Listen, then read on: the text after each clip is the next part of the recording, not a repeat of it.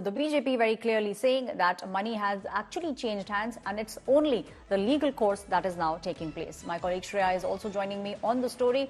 Shreya, we are seeing that from the three ministers who were the part of the group of ministers, now the third minister has also been given out a summon by the Enforcement Directorate. The Delhi minister, in fact, is being accused of helping in formulating the policy and then at a later stage sharing the draft with the South cartel.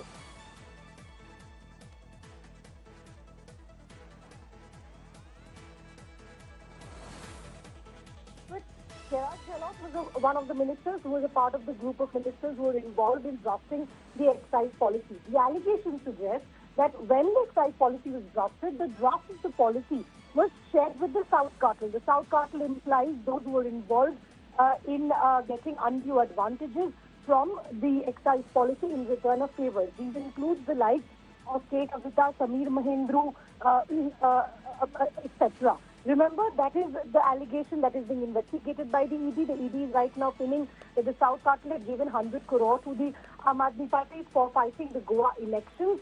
Now, the Enforcement Directorate is questioning Kailash. A, why was the draft policy shared? B, why was Vijay Nair saying at a... Shreya, stay on with me.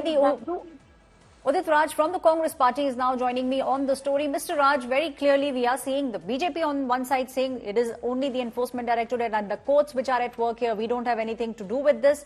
But the Aam Aadmi Party leaders obviously saying that this is nothing but just a political gimmick to pick the top leaders one by one. See what happened, those who are not in BJP are not supporting BJP. They all are being targeted. And Kailash Gahlot is not an isolated case, but there are several thousands and hundreds of them. And I tell you, I bet if Kailash Gahlot joins BJP tomorrow, today itself, someone will die, the someone and cases will die on their own death.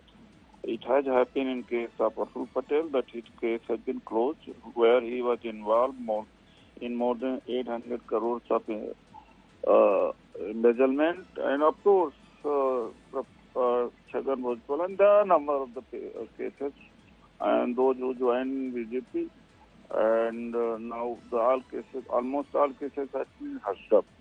So it's a matter of democracy. Nothing. What I can say is that freezing the account of the Congress party and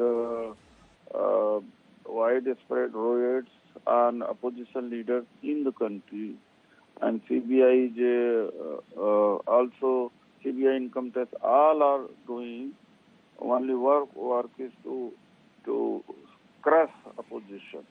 ED is up on courts on top. They are crushing, and that's very unfortunate, and democracy is dead. Right. Thank you, Mr. Udit Raj. Congress spokesperson speaking about the fact that if all the ministers now start making a beeline for the BJP, then all the cases will be dropped. My colleague Shreya is still with me on the story. Shreya, if you can tell us for the viewers, what are the major 2 points that the Enforcement Directorate, on the basis of which has been sending summons to Aam Aadmi Party leaders?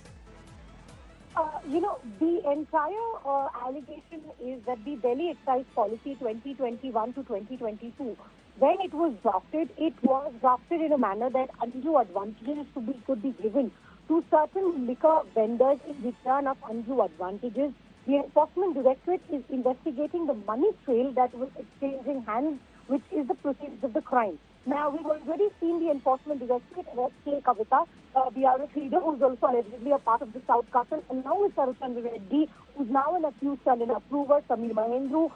They allegedly hatched a conspiracy, is what the Enforcement Directorate suggests. And subsequently, Arvind Kejriwal, Manish Sisodia was also a part of the conspiracy in return of getting arrested. Thank you for giving us all those details. My colleague telling us the basis on which Enforcement Directorate has now been sending out the summons to Aam Aadmi Party leaders.